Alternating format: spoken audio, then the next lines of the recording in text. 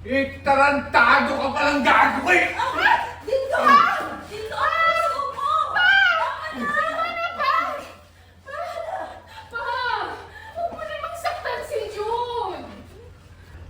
Gago ka! Ano ipapakain mo sa pagiging mag-ina mo? Ha? Ni buhay mo nga, hindi mo lang mabuhay!